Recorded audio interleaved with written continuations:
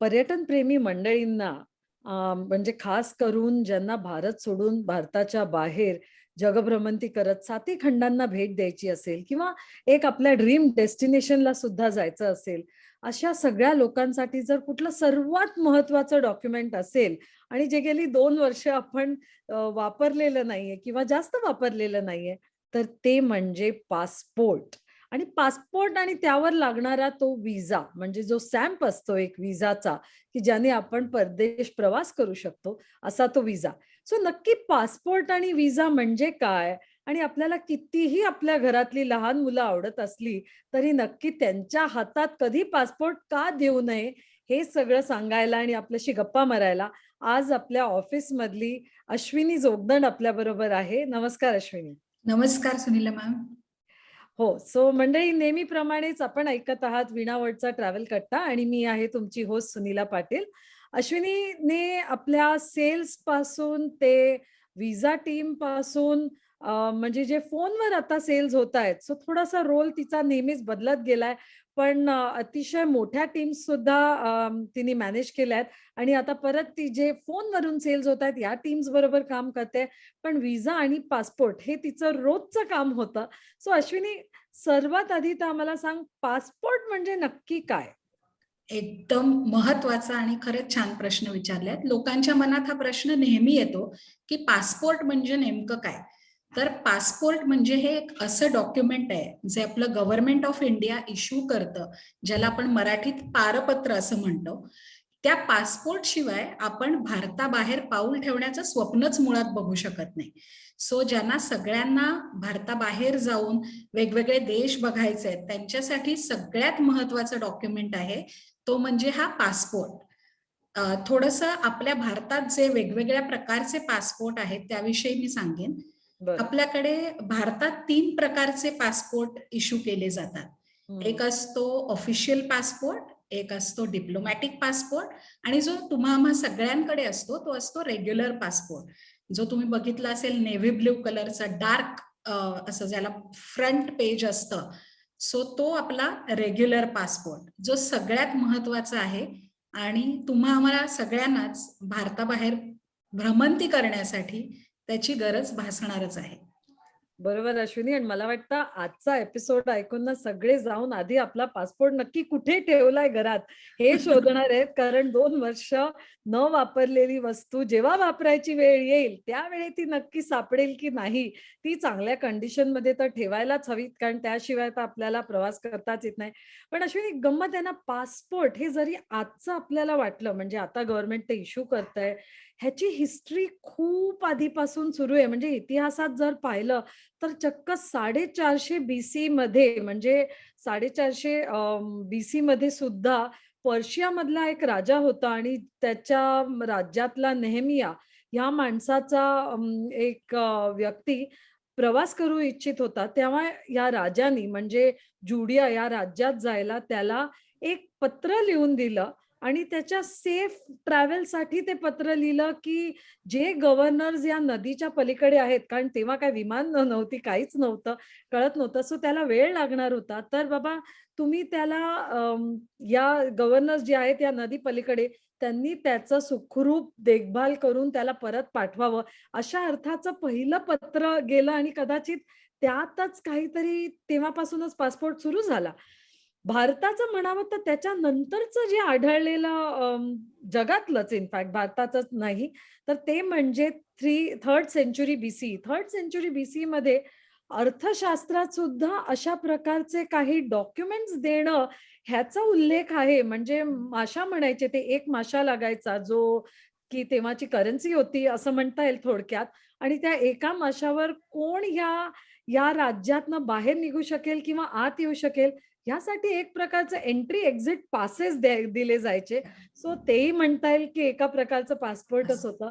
पण पासपोर्ट हे नाव जर आपण घेतलं तर त्यात 2 भाग आहेत. पोर्ट म्हणजे गेट, म्हणजे एक युरोपमधल्या मिडीव्हल काळात जेव्हा आपण एखादा पोर्ट क्रॉस करतोय, एखादं गेट क्रॉस करून पुढे जातोय, तर पासिंग द गेट किंवा पासिंग द पोर्ट यापासून पासपोर्ट हे नाव पुढे आलं आणि अर्थात आपण त्याचा विचार सुद्धा करत नाही. आज फक्त आपण केवळ मोजतो, की पासपोर्टमध्ये पानं किती आहेत. तर मला सांग, हे नक्की काय आहे? हे का मोजावं लागतं, की पासपोर्टची पानं ह्याचं ह्याच्याबद्दल काहीतरी सांग? फार फार फार महत्वाचा प्रश्न विचारलाय. पासपोर्टची पानं ह्याच्याबरोबर मी दोन थोडेसे किस्से तुमच्याबरोबर शेअर करू इच्छिते, की आपल्याकडे ना 2 प्रकारचे पासपोर्ट येतात, जे फ्रिक्वेंटली ट्रॅव्हल करतात. त्यांना जम्बो बुकलेट घेणं फार महत्वाचं असतं. काय होतं, की पासपोर्ट जरी तुमच्याकडे असला, तरी तुम्ही असाच पासपोर्ट घेऊन दुसऱ्या देशात जाऊ शकत नाही.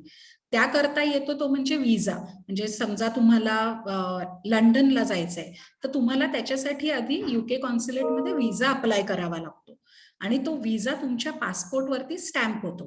आता तुमचे जे पासपोर्टचे पेजेस आहेत त्याच्यावरती तुमचा एक तर व्हिसा असतो आणि दुसरे असतात ते इमिग्रेशनच्या एंट्रीज.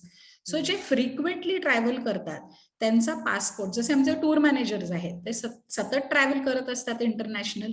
सो त्यांचा पासपोर्ट हा लवकर संपतो. म्हणजे पासपोर्टची व्हॅलिडिटी 10 वर्षाची असते, पण त्यांची पेजेस जी आहेत ही एक्झॉस्ट होऊन जातात. सो त्यामुळे आम्ही प्रिफर करतो की यांनी जम्बो बुकलेट करता अप्लाय करावं, जेणेकरून त्यांचा पासपोर्ट त्यांना मॅक्झिमम वेळेकरता युटिलाइज करता येईल, वापरता येईल. दुसरं असं येतं की एक नॉर्मल पासपोर्ट आहे, जो तुम्हा आम्हा सगळ्यांकडे असतो. याच्यावरनं मला ना एक किस्सा आठवतो. आमच्याकडे एक व्हिसा फाईल आली होती, ज्यांच्या आम्हाला फाईल सबमिट करायची होती कॉन्सुलेटला. सो आम्ही पहिले सगळ्यात आधी काय करतो, तर आम्ही पासपोर्ट चेक करतो, की बाबा ह्यांची ट्रॅव्हल हिस्ट्री काय आहे आणि आधी कुठे कुठे ट्रॅव्हल केलंय, जे आपल्याला काही काही फॉर्म्समध्ये भरायचं असतं. सो तो पासपोर्ट बघताना ना लक्षात आलं, की अरे हे पान काहीतरी गडबड वाटतंय, म्हणजे याच्यावर काहीतरी पेस्ट केलेलं होतं, ते काढलंय. पण काय होतं ना, की आपण कुठले अंदाज नाही बांधू शकत. सो आम्ही आमच्या त्या गेस्टना कॉल केला, की असं-असं तुमचा पासपोर्ट आलाय आणि या पेजवरती ना काहीतरी गडबड वाटते. तर काय नेमकं काय झालं होतं? तर त्यांनी सांगितलं, "अगं काय आहे ना, मी इंटरनॅशनली फ्रिक्वेंटली ट्रॅव्हल करतो आणि माझा पासपोर्ट खूप वेळा हाताळला गेलाय. त्याच्यामुळे तो जो व्हिसा होता त्याच्यावरचा, तो असा अर्धवट निघाला होता. म्हणजे ट्रॅव्हल करून आल्यानंतर." सो ते म्हणले, म्हणून मग मी विचार केला, की जाऊ दे ना, निघालाच आहे ना, तर पूर्णच काढून टाकतो. म्हणजे ते पान तरी उपयोगाला येईल. पण तिथे त्यांनी हा विचार करायला हवा होता, की अरे मी जम्बो बुकलेटसाठी अप्लाय करतो किंवा काय? कारण की जो व्हिसा तुमच्या पासपोर्टवर स्टॅम्प झालाय, जरी तो व्हिसा एक्सपायर झालाय, तरी सुद्धा तुम्हाला तो काढायचा नाहीये. आणि ते पान परत वापरता येत नाही आपल्याला. Exactly, exactly. कारण थोडं सुद्धा डॅमेज झालं, तर तुम्हाला प्रवास करता येणार नाही. हे तर म्हणजे लिहिलेलंच आहे. त्यामुळे बरोबर आहे तुझं, खरंच काळजी घ्यायला हवी.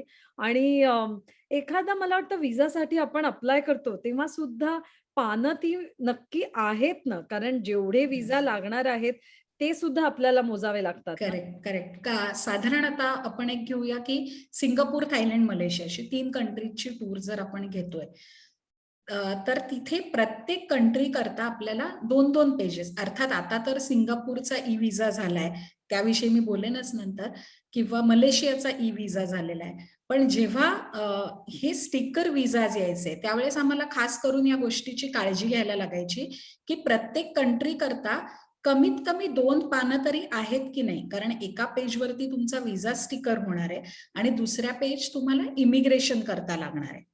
सो ते पेजेस चेक करणं. बरं, आता त्याच्यामध्ये पण बऱ्याच टेक्निकॅलिटीज असतात. म्हणजे काही कॉन्सुलेटना पाठपोट पेज रिकामं लागतं. काही कॉन्सुलेट्सना समोरासमोरचं लागतं. सो त्या पद्धतीने हे आम्ही व्हिसा फाईल चेक करताना करतो. त्याचबरोबर एक पेजेसवरनं अजून एक मी सांगेन, की जेव्हा तुमच्या घरी पासपोर्ट येतो ना, तुमचा इश्यू होऊन नवीन पासपोर्ट, तेव्हा प्लीज तो पासपोर्ट नीट चेक करा. म्हणजे त्याचं पासपोर्टचं सीरियल नंबरिंग जे आहे, पासपोर्ट तुम्ही जर ऑब्झर्व्ह केला असेल, तर त्याच्यावर 1, 2, 3, 4 असे नंबर्स असतात. सो एक पासपोर्ट आम्हाला असा आढळला होता, की ज्याच्यामध्ये नंबरिंग, म्हणजे जेव्हा तो पासपोर्ट ऑफिसमधनं इश्यू झाला ना, त्यावेळी त्याच्या नंबरमध्ये काहीतरी गल्लत झालेली. म्हणजे पेजेस पुढे पाठी झाले होते. पुढे जाऊन ह्या गोष्टीचा खूप मोठा प्रॉब्लेम होऊ शकला असता. सो नशिबाने ते त्या गेस्टच्या सुद्धा लक्षात आलं, आमच्याही आलं. सो वी कुड हील द डॅमेज बिफोर, असं म्हणू शकतो. हो, कारण जर पासपोर्टचे नंबर पुढे-मागे असले, तर कधी-कधी इमिग्रेशन ऑथॉरिटीजला अशी सुद्धा शंका येते, की हे तुम्ही मुद्दामून केलेलं आहे आणि आपल्याला त्याची कल्पना सुद्धा नसते, की हे काही पुढे-पाठी आहे आपल्या पासपोर्टमध्ये आणि अशा वेळेत आपण डिपोर्ट होऊ शकतो, आपल्याला परत यावं लागू शकतं किंवा आपल्याला त्या देशात एंट्री सुद्धा मिळणार नाही, असं होऊ शकतं. पण अश्विनी मला सांग, एक पासपोर्ट आला, की नक्की काय-काय चेक करावं? म्हणजे आपण जे म्हणतो नेम ॲज पर पासपोर्ट आणि कधी पण विमान प्रवासाला म्हणजे आता कुठेही प्रवास करताना विमानाचं तिकीट काढावं लागतं आणि ते आणि पासपोर्टवरचं नाव हे नक्की मॅच होतंय ना, हे का बघावं लागतं? करेक्ट. अगदी योग्य प्रश्न आहे. सगळ्यांच्याच मनात हा असतो. जेव्हा पासपोर्ट तुमच्याकडे इश्यू होऊन म्हणजे आपण असं धरूया, की बाबा मी पासपोर्टला अप्लाय केलाय. पासपोर्टची प्रोसेसही आता खूप सोपी झाली आहे. तुम्ही मिनिमल डॉक्युमेंट्स घेऊन पासपोर्ट इश्यू करून घेऊ शकताय. एकदा पासपोर्ट घरी आला ना, सगळ्यात आधी तुम्ही चेक करा पासपोर्टचं पेज उघडून, की तिथे तुमचं नाव जे तुमच्या बर्थ सर्टिफिकेटवर म्हणजे तुमच्या बाकीच्या सगळ्या डॉक्युमेंट बरोबर मॅच होतंय की नाही. हे खूप महत्वाचं आहे. कारण नाहीतर असं होतं, की बाकीच्या डॉक्युमेंटवरती नाव वेगळंच आहे आणि तुमच्या पासपोर्टवरती नाव वेगळं आहे. बरं आता हा पासपोर्ट काय वर्ष 6 महिन्यासाठी मिळत नाही आपल्याला. हा पासपोर्ट 10 वर्षासाठी आपल्याकडे असतो आणि जर का काही चूक असेल त्याच्यामध्ये किंवा काही रेक्टिफिकेशन्स असतील, तर ते मॅन्युअली होत नाही. त्याच्याकरता तुम्हाला परत एंटायर प्रोसेसमधनं जावं लागतं. सो पासपोर्ट आल्या-आल्या पहिले चेक करायचंय, की आपलं नाव प्रॉपर आहे ना, जे नाव ज्या नावाने आपली ओळख आहे, ते प्रॉपर त्याच्यावरती आलेलं आहे की नाही. त्यानंतर आपली डेट ऑफ बर्थ कुठे चुकली नाहीये ना आणि सगळ्यात महत्वाचं म्हणजे तिकडे लिहिलेलं असतं ते मेल आणि फिमेल ते फार महत्वाचं आहे. कारण चुकून कोणाच्या टायपो एररनी मेलच्या जागी फिमेल आणि फिमेलच्या जागी मेल म्हणजे एम किंवा एफ असं तिथे असतं. तर ते प्लीज चेक करा. तुमची डेट ऑफ बर्थ चेक करा. पासपोर्टची व्हॅलिडिटी चेक करा. बऱ्याच वेळेला काय होतं, की हे शेवटी काय मॅन्युअली काम कधी-कधी चालतं. तिथे काही चुका होऊ शकतात. म्हणजे पासपोर्टची व्हॅलिडिटी 10 वर्षाची आहे की नाही, की चुकून काही त्याच्यामध्ये गडबड तर नाही ना झाली, ही गोष्ट चेक करायची आणि पेज उलटून राइट साइडला ना पासपोर्ट ऑफिसरचे सिग्नेचर ही एक फार महत्वाची गोष्ट आहे. कधी-कधी काय होतं घाई गडबडीत फक्त स्टॅम्प केलेला असतो आणि तिथे सिग्नेचर राहिलेली असते. सो इमिग्रेशनला या गोष्टी खूप खोलात जाऊन चेक केल्या जातात. म्हणजे आपल्याला वाटतं 2 मिनिटातच हे काय-काय बघतायत, पण त्यांची नजर इतकी त्या गोष्टीकरता तयार झालेली असते ना, की लिटरली 1 मिनिटात ते आपला एंटायर पासपोर्ट डोळ्यांनीच स्कॅन करतात. त्याच्यामध्ये जर असं आढळलं, की अरे ह्या पासपोर्टवरती सिग्नेचरच नाही, तर कुठेतरी जाऊन त्या गेस्टना प्रॉब्लेम येऊ शकतो. सो आणि त्याचबरोबर पेज नंबर म्हणजे आल्यानंतर ना 10 मिनिटं त्या पासपोर्ट पूर्ण तुम्ही वेळ घेऊन चेक करा, की तो बरोबर आहे की नाही. ह्याच बरोबर ना मला अजून एक छोटासा किस्सा तुमच्याबरोबर शेअर करायला आवडेल, की बरेचदा काय होतं कोणतीही नवी गोष्ट आपल्याकडे आली, की आपलं एक असतं ना जरा चला देवाजवळ ठेवूया तो आणि मग देव्हाऱ्यात नेऊन पासपोर्ट हो. ठेवला जातो. तिथेच निरांजन तेवत असतं, तिथेच उदबत्ती असते. काय होतं, की बऱ्याच लोकांना ह्याची तीव्रता लक्षात येत नाही, की अरे उदबत्तीमुळे जर का चुकून तिथे काही डॅमेज झालं तर काय होईल? तर तो एंटायर जो पासपोर्ट आलाय ना तुमचा, it will be considered as a damage passport जो तुम्ही यूज नाही करू त्याच्यावरून मला शकत. आठवलं अश्विनी बरोबर आहे तुझं म्हणणं, कारण आपण हे लक्षात घेत नाही, की काय होऊ शकतं. पण मला वाटतं गेल्या 2 वर्षात आपण आता शिकलो आहोत, की प्रत्येक गोष्टीची म्हणजे पुरेपूर काळजी घेणं आणि प्रत्येक गोष्टीला जपायचं. तर नक्कीच पासपोर्ट आला, की आधी तो तपासून घ्या. मी तर म्हणेन पहिलं पान आणि शेवटचं पान असतं ह्याचे एक-एक फोटो कॉपीज काढून ते नक्की कुठेतरी सेफ ठेवून द्या, म्हणजे सुरक्षित ठेवून द्या. कारण जर काही झालं तर आपल्याकडे एक ती कॉपी असावी. कारण कुठेही आपण प्रवास करताना जे काही फॉर्म भरतो, इमिग्रेशनचे भरतो, एअरलाईनचे भरतो, प्रत्येक ठिकाणी आपल्याला तीच म्हणजे माहिती परत-परत ही लिहावी लागते. म्हणजे मी पहिला पासपोर्ट आल्यापासून मी सवयच लावली आहे, की पासपोर्ट नंबर आधी स्वतःचा पाठ करायचा, कारण तो परत-परत सगळीकडे लिहावा लागतो. पण ह्यावरून मी सुरुवातीला जे सांगितलं आणि मला आठवतं तुम्हाला एकदा सांगितलं होतं, की काही आजी-आजोबा होते, टूरवर जात होते, खूप खुश होते आणि ते त्यांचा नवीन पासपोर्ट आला. तो आता व्हिसाला आपण देणार का व्हिसा होऊन आलेला पासपोर्ट होता आणि त्यांनी त्यांच्या नातवंडांकडे तो प्रेमाने दाखवला, पण काहीतरी वेगळंच चित्र झालं. जरा त्याच्याबद्दल सांग? आई गं! म्हणजे ते आठवलं ना तरी मला अजून त्यांच्या दोघांसाठी फार वाईट वाटतं. पण एक चांगली गोष्ट त्यात होती, की खूप ॲडव्हान्समध्ये आपण विसाची प्रोसेस स्टार्ट केली असल्यामुळे आपल्या हातात तो एक वेळ होता, की हां. जेणेकरून आपण त्यांचा पासपोर्ट परत इश्यू करू शकलो. झालं होतं असं, की काका-काकूंनी युरोपची टूर बुक केली होती. खूप आनंदात होते. त्यांचा यूके व्हिसा झाला. यूके व्हिसा होऊन आला आणि अनफॉर्च्युनेटली तो त्यांच्या नातवाच्या हातात पडला. नातू लहान, त्याला बिचाऱ्याला तरी काय बोलणार? त्यांनी आपलं उत्सुकतेपोटी तो एन्व्हलप काढून चेक केलं. बघितलं तर पासपोर्ट आहे. वाह! छान. त्याला काय कळतंय पासपोर्ट किंवा काय? आणि तो पासपोर्ट त्याने घेतला आणि त्याच्यावरती लिटरली त्यांनी ए टू झेड लिहिलेलं होतं. अल्फाबेट सगळे त्याने त्याचा अभ्यास केला होता त्यावर. बरं इतकं छोटं होमवर्क बाळ कंप्लीट हो. करण्याची चुकीची पानं वापरली होती. आणि इतकं लहान बाळ ते की त्याला आजी-आजोबा ओरडू पण नाही शकले. त्यांचा फोन आला की असं-असं झालंय. म्हटलं ठीक आहे, काही काळजी करू नका. आपल्याकडे अजून पुष्कळ वेळ आहे. So we can renew the passport आणि मग त्यांचा पासपोर्ट रिन्यू करून ती विसाची प्रोसेस आपण परत केली होती.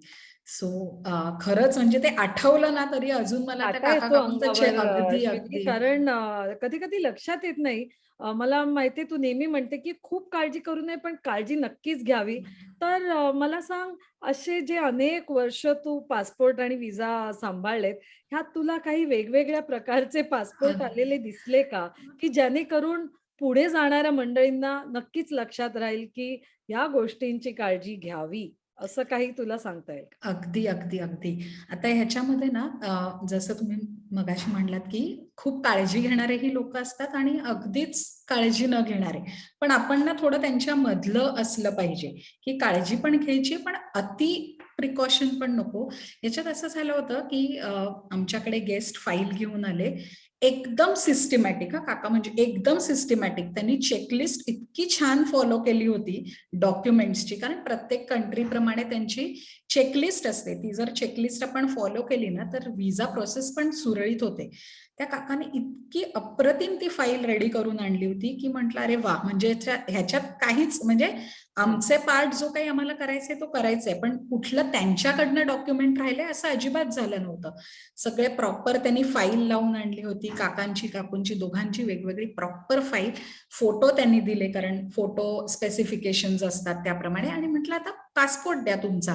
तर त्यांनी एक छान असं एक फाईलच अशी बाहेर काढली आणि मला म्हणाले, "ही घे." तर बघितली तर अरे बापरे! काकांनी लिटरली त्या फाईलला पासपोर्ट पंच केले होते. अरे बापरे!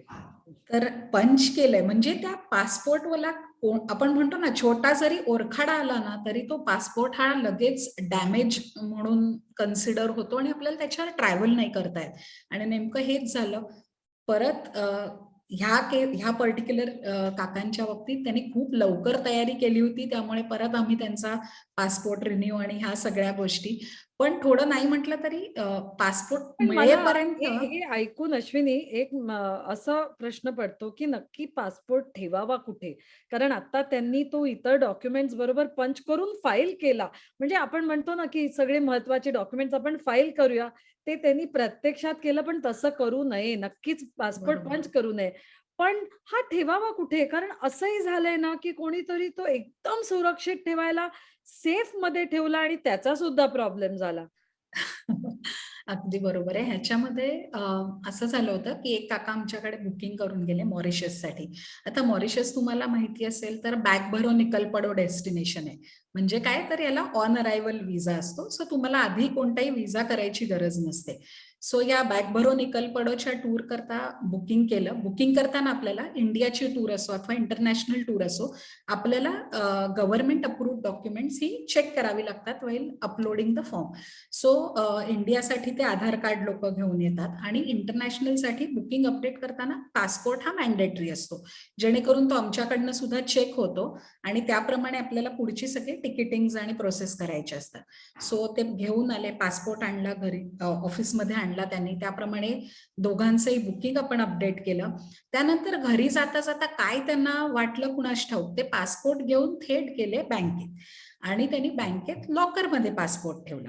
बरं ह्या पासपोर्टची मध्ये आम्हाला काहीच आवश्यकता नव्हती कारण ऑन अरायव्हल व्हिसा असणार होता. सो टूरच्या 2 दिवस आधी आम्ही साधारण प्री डिपार्चर कॉल करतो सगळ्या गेस्टना, की बाबा तुम्हाला या दिवशी रिपोर्टिंग करायचंय. त्याप्रमाणे फोन केला तर तो काकूंनी फोन उचलला. सो त्यांनी ओके आम्ही येतो वगैरे असं सगळं त्यांना सगळी इन्फॉर्मेशन त्यांनी घेतली आणि ओके आता त्यांचं एवढंच होतं की चला आता आपल्याला टूरवर जायचंय. हम्म. आणि टूरला जाण्याच्या दिवशी त्यांनी पासपोर्ट घेतला, काकूंनी पासपोर्ट घेतला, दोघांचाही पासपोर्ट घेतला. तेवढ्यात त्यांचा मुलगा टॅक्सी घेऊन आला होता. मुलांनी त्यांना विचारलं की आई जरा बघू का मला पासपोर्ट. तर त्यांनी पासपोर्ट दाखवला. तो म्हणतो अरे अगं आई हा तर ओल्ड पासपोर्ट आहे तुमचा, आपलं नवीन पासपोर्ट कुठे आहे. आणि त्याच वेळेस काकांना स्ट्राईक झालं, अरे मी तर पासपोर्ट बँकेत ठेवलेत, बँकेच्या लॉकरमध्ये. बरं रिपोर्टिंग असतं इंटरनॅशनल फ्लाईट्सचं सकाळी 4 आणि 3 वाजता, त्यावेळी बँका कुठल्या उघड्या. मग त्यांनी फोन केला आम्हाला की माझ्याजवळ पासपोर्ट नाहीये, तो बँकेत ठेवलेला आहे. सो आता आमच्यासाठी काहीतरी करून फ्लाईट रिस्केड्यूल करून द्या. नशीब ही गोष्ट थोडी आधी कळल्यामुळे आणि एअरलाईनशी आपले चांगले संबंध असल्यामुळे वी कुड डू समथिंग आणि दुसऱ्या दिवशीचं त्यांचं फ्लाईट इश्यू झालं आणि ते नेक्स्ट डेला ग्रुपला जॉईन झाले. लकीली मॉरिशस सारखी टूर होती म्हणून ठीक आहे की अरायव्हल नंतर तसं काही साईट सीइंग नसतं, त्यामुळे ते दुसऱ्या दिवशी जॉईन झाले. हो ना, खरंच त्रास झाला असता आणि त्यांना टूरच कंप्लीट करता नसती आली. आणि हे कोणाच्याही बाबतीत होऊ शकतं. म्हणजे आपण सुद्धा काळजी नाही घेतली तर असं कुठेही होऊ शकतं. आपल्याला असं वाटतं आपल्याकडून असं कधीच होणार नाही. पण माझ्याकडून सुद्धा हे थोडक्यात होता होता वाचलेलं आहे. कारण बाहेर पडल्यावर आपण नक्की पासपोर्ट कुठे ठेवलाय किंवा तो नक्की आपल्या पर्समध्ये आहे ना, बॅगेत आहे ना, ह्याची काळजी नक्कीच घेतली पाहिजे. पण मला एक सांग अश्विनी, की पासपोर्ट हा कधी काढावा? म्हणजे पासपोर्टची व्हॅलिडिटी असा काही प्रकार असतो हो. आणि आपण म्हणतो की भारतात म्हणजे इंडियन इमिग्रेशनला ती 6 मंथ्स व्हॅलिडिटी लागते. नाहीतर आपल्याला व्हिसा सुद्धा काढता येत नाही किंवा व्हिसा असेल त्याच्यावर तरी प्रवास करता येत नाही आणि अशा वेळी नवीन पासपोर्ट घ्यावा लागतो. पण एकंदरीतच नक्की पासपोर्ट कसा घ्यावा आणि ही व्हॅलिडिटी हा काय प्रकार असतो? अगदी बरोबर. ह्याच्यामध्ये कसं आहे, की मी मगाशी म्हटल्याप्रमाणे, की आपला पासपोर्टची जी व्हॅलिडिटी असते, युजुअली हा पासपोर्ट 10 वर्षाकरता इश्यू होतो. म्हणजे समजा 2010 ला पासपोर्ट असेल, तर तो व्हॅलिड असतो अंटिल 2020. तर प्रत्येक पासपोर्टची लहान मुलं असतील, तर अर्थात त्याप्रमाणे 5 वर्षाचा पासपोर्ट इश्यू होतो. पण युजुअली सगळ्या लोकांना जेवढे पासपोर्ट इश्यू होतात, हे 10 वर्षाचे असतात. आता यामध्ये काय होतं ना, बऱ्याचदा आपण विसरूनच जातो की आपला पासपोर्ट हा एक्सपायरीच्या जवळ पोहोचतोय. आता यामध्ये मी एक माझ्याच मैत्रिणीच्या बाबतीत झालेला किस्सा सांगेन, की खूप दिवसांनी आम्ही मैत्रिणी भेटलो होतो. असं रियुनियन झालं होतं आणि एकदम तो जोश असतो ना, कुठेतरी जायला पाहिजे, काहीतरी करायला पाहिजे, कुठेतरी फिरायला पाहिजे. या मोडवर आम्ही होतो. पार्काच्या कट्ट्यावरती सगळ्या जाऊन बसलो. चला आता काहीतरी करूया, कुठेतरी जाऊया. सगळ्यांच्या नजरा माझ्याकडे. चल ना कुठल्यातरी इंटरनॅशनल डेस्टिनेशनला जाऊया. आणि होतं कसं, की आमचा एक 10-12 जणींचा ग्रुप होता. त्यामुळे सगळ्यांना जी डेट सूट होईल अशी डेट आम्ही अगदी जवळची डेट ठरवली, की चला आपण या दिवशी we will literally pack our bags आणि आपण बॅग भरो टूरवर निकाल पडो. अगदी म्हणून त्याप्रमाणेच आम्ही बॅग भरो निकल पडो डेस्टिनेशनच चूज केलं, की ज्याचा विजा हा ऑन अरायव्हल असेल.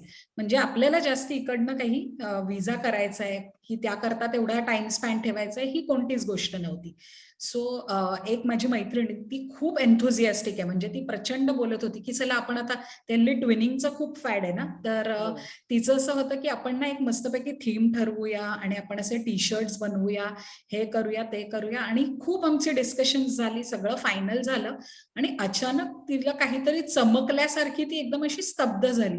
म्हटलं "अगं काय झालं काय तुला, एकदम शांत का झालीस इतकं ठरवत असताना?" ती म्हणाली मी ना खूप मोठी गडबड केली आहे, माझा पासपोर्ट हा एक्सपायर झालेला आहे. तो आम्ही सगळेजण की आता काय, म्हणजे आता पासपोर्ट एक्सपायर झाला, आपलं सगळ्या जणींचं ठरलंय आणि अगदी नियर टू डिपार्चर आपण ठरवतोय, काय करायचं. लकीली त्यावेळेस तात्काळचे पासपोर्ट्स लवकर इश्यू होत होते. सो इमिजिएटली आम्ही तिचा तात्काळमध्ये पासपोर्ट अप्लाय केला. पण होतं असं ना, की आम्ही सगळ्या जणी एकत्र, आमचे 11 जणींचं सगळं एव्हरीथिंग वॉज कन्फर्म आणि आमची तिकीट्स इश्यू झाली. हिचं बिचारीचं आम्ही तिकीट सुद्धा थांबवलं होतं. कारण की समजा नाहीच आला पासपोर्ट तर काय? एकीकडनं ती आम्हाला सांगते, "नाही जा तुम्ही, आलं तर माझा नाही आला तरी तुम्ही जा." पण आम्हाला दिसत होतं की तिला यायचंय आणि वी ऑल वर प्रेइंग की बाबा तिचं येऊ दे लवकर पासपोर्ट.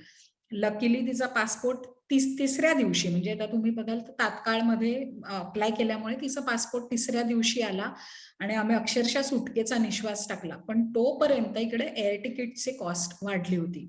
पण इलाज नव्हता, कारण की तिचं तिकीट आधी आम्ही इश्यूच करू शकत नव्हतो, कारण मगाशी म्हटल्याप्रमाणे name should be as per the passport. त्यामुळे आम्ही थांबून राहिलो. तिचा पासपोर्ट आला, तिचं तिकीटिंग केलं आणि फायनली आम्ही टूरवरती गेलो. पण असं होतं ना, तर अश्विनी, ही तुझी मैत्रीण होती, तू तिला पासपोर्ट काढण्यात मदत केली. पण इतर लोकांनी काय करावं? म्हणजे कठीण असतं का गं हा पासपोर्ट मिळवणं? किंवा आज जर मला पासपोर्ट अप्लाय करायचा आहे, तर नक्की त्या व्यक्तीने काय करावं? हल्ली ना खरं सांगू तर पासपोर्टची प्रोसेस एकदम सोपी झालेली आहे. म्हणजे तुम्ही फक्त पासपोर्ट सेवा केंद्राच्या वेबसाईटला व्हिजिट करा आणि तिकडे ती वेबसाईट ना तुम्हाला एकदम प्रॉपर गाईड करते, की तुम्हाला नेमकं काय करायचंय, हं. फॉर्म कसा भरायचा आहे, डॉक्युमेंट कशी अपलोड करायची आहेत. आणि खरं सांगू का, आधी खूप पूर्वी ज्यांनी पासपोर्ट काढले असतील त्यांनी बघितलं असेल की खूप क्लिष्ट असते ही सगळी प्रोसेस. पण आता it is only on clicks. म्हणजे खरोखर खूप सोपी प्रोसेस झालेली आहे.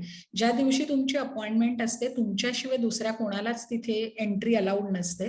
ज्या दिवशी तुमची पासपोर्टची अपॉइंटमेंट आहे, नियरेस्ट पासपोर्ट सेवा केंद्रामध्ये तुम्हाला जायचंय. तुम्हाला 15 मिनिटं आधी तिथे पोहोचायचंय, आत जायचंय, तुमची डॉक्युमेंट व्हेरीफाय होतात आणि within 15-20 minutes you are out. म्हणजे जर तुमचा पासपोर्ट हा फक्त रिन्युअल असेल ना, तर माझा स्वतःचा पासपोर्ट रिन्यू होऊन लिटरली तिसऱ्या दिवशी आला होता. सो ते सुद्धा मध्ये एक सॅटरडे गेला म्हणून. अदरवाईज तो पासपोर्ट आणखी लवकर, म्हणजे काही जणांची उदाहरणं आमच्या टूर मॅनेजर्सची अशी आहे की दुसऱ्या दिवशी त्यांच्या घरी पासपोर्ट येतो. इट इज बरोबर. सो पण फास्ट. जसं तू तुझ्या मैत्रिणीला मदत केली, तशी तू इतर लोकांना सुद्धा करू शकतेस का? Yes, yes, yes. We are always there for you. We are one call away. 1800227979 यावर तुम्ही फोन करा आणि पासपोर्ट असिस्टन्ससाठी आम्ही आहोतच. अरे वाह! तू तर चक्क नंबरच दिला, त्यामुळे अगदीच सोपं करून टाकलंयस. पण आपण जरा पासपोर्टच्या पुढे जाऊया, कारण आपल्याला म्हणजे बोलायला खूप आहे आणि खूप आपण बोलत बसू शकतो. पण आपल्याला थोडक्यात घ्यावं लागेल. सो पासपोर्टच्या नंतर बाहेर जायचं असलं, तर येतो व्हिसा. म्हणजे हे जे डॉक्युमेंट असतं व्हिसा, आणि व्हिसाचं आपण म्हणतो visitor intending to stay abroad, हे फुल फॉर्म, किंवा व्हिजिटर्स इंटरनॅशनल स्टे ॲडमिशन. म्हणजे एक बाहेर जायला मिळणारी परवानगी आहे ती, की ओके, तुम्ही माझ्या देशात येऊ शकता आणि इथे पर्यटन करून तुम्ही परत जाऊ शकता, किंवा बिझनेस असेल तर तसा सुद्धा असतो. सो हे व्हिसाचे काय प्रकार आहेत, हे जरा पटकन थोडक्यात सांग. Yes, yes. व्हिसा हे ना आपल्याला 3 प्रकारे मिळवता येतात. म्हणजे अर्थात ते प्रत्येक कंट्रीनुसार बदलत असतात. जसं मी म्हटलं, की एक ऑन अरायव्हल व्हिसा, ज्याला आम्ही चलो बॅग भरो निकल पडो असं नाव दिलेलं आहे. कारण की तुम्ही लिटरली इंडियन टूर सारखं ही टूर प्लॅन करू शकता. जिथे ऑन अरायव्हल व्हिसा आहे, तुम्ही लिटरली 2 दिवस आधी ठरवू शकता. तुमच्या हातात पासपोर्ट आहे. कंट्रीनुसार त्या पासपोर्टची व्हॅलिडिटी आहे. मग काय? लगेच टूर बुक करा आणि टूरवरती जा. आता आता सगळ्यांना ऑनलाईन हा शब्द खूप परिचयाचा झालेला आहे गेल्या 2 वर्षात. ऑनलाईन काय आणि ऑफलाईन. सो पुढचे 2 प्रकार आहेत, तो म्हणजे ऑनलाईन व्हिसा आणि एक आहे ऑफलाईन व्हिसा. ऑनलाईन व्हिसा हे काय प्रकरण आहे नक्की? तर आपण एक कंट्री घेऊया, फॉर एक्झाम्पल ऑस्ट्रेलिया. सो ऑस्ट्रेलियाचा व्हिसा हा आम्ही ऑनलाईन पद्धतीने तुमच्याकरता अप्लाय करतो. म्हणजे काय, की ऑस्ट्रेलियाच्या, समजा फॉर एन एक्झाम्पल तुम्ही टुरिस्ट व्हिसा करताय, तर टुरिस्ट व्हिसा करता जी लागणारी डॉक्युमेंट आहेत ती तुम्ही चेकलिस्ट प्रमाणे आम्हाला प्रोव्हाइड करायचे. ते डॉक्युमेंट्स आम्ही तुमच्या पासपोर्ट सहित इकडे स्कॅन करतो आमच्या ऑफिसमध्ये आणि त्यानंतर तुमचा सगळा फॉर्म हा आम्ही ऑनलाईन पद्धतीने भरतो आणि सगळे डॉक्युमेंट्स ऑनलाईन अटॅच करतो आणि बस, मग तुम्हाला पासपोर्ट कुठेही, म्हणजे आमच्या ऑफिसच्या बाहेर कुठेही पाठवायचीच गरज नसते. तो ऑनलाईन पद्धतीने अप्लाय होतो आणि व्हिसा सुद्धा आपल्याला ऑनलाईन पद्धतीने येतो. सो तो एक प्रकार आहे. दुसरा आहे ऑफलाईन. ऑफलाईन म्हणजे काय, तर काही कंट्रीज अजूनही आपल्याला स्टिकर व्हिसा देतात.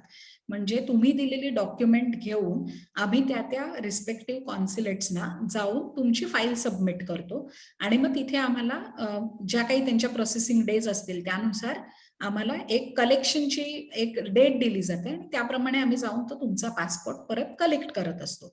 सो असे साधारण 3 प्रकार आहेत. आता याच्यामध्ये बघाल तर मॅक्झिमम कंट्रीज ना ऑनलाईनकडे झुकायला लागल्यात. म्हणजे मोठ्या मोठ्या कंट्रीज ज्या आहेत ते ऑनलाईन व्हिसा देण्यावरतीच त्यांचा भर आहे.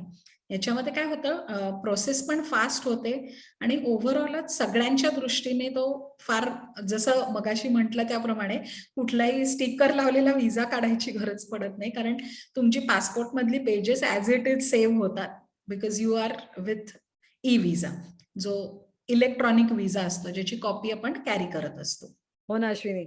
ऑफलाईन, ऑनलाईन हे शब्द आपण गेली 2 वर्ष खूप ऐकली आहेत आणि तसंच विसाच्या बाबतीत सुद्धा आहे. म्हणजे काही विसाला आपल्याला बायोमेट्रिक्सला सुद्धा प्रत्यक्ष सुद्धा जावं लागतं आणि अमेरिकेसारख्या विसासाठी इंटरव्ह्यू सुद्धा होतो. कधी-कधी काही कॉन्स्युलेट्स डॉक्युमेंट्स बघून काही मंडळींना विसा इंटरव्ह्यूसाठी सुद्धा बोलवू शकतात. अर्थात बोलायला खूप आहे आपल्याकडे, पण आपण विसावर एक वेगळा पॉडकास्ट नक्कीच परत लवकरच घेऊ. जेव्हा थोडे इंटरनॅशनल बॉर्डर्स उघडतील तोपर्यंत आपण विसावरचा सुद्धा पॉडकास्ट करू. पण मी म्हणेन तोपर्यंत आपले पासपोर्ट आधी कुठे आहेत, नक्की त्यावर व्हॅलिडिटी काय आहे, हे आपण चेक करूया. आजच जाऊन तो आपल्या कपाटातला पासपोर्ट उघडून बघूया, की सगळं व्यवस्थित आहे ना. तर जेव्हा केव्हा हे इंटरनॅशनल बॉर्डर्स ओपन होतील, आपण त्यासाठी पूर्णपणे तयार राहू. तर अश्विनी, आता शेवटचं तुला काही आपल्या मंडळींना सांगायचंय का? मला एवढंच सांगायचंय, की तुम्ही जसं म्हटलात तसं प्लीज तुमच्या पासपोर्टची व्हॅलिडिटी चेक करा. आत्ता राइट टाईम आहे एकदम.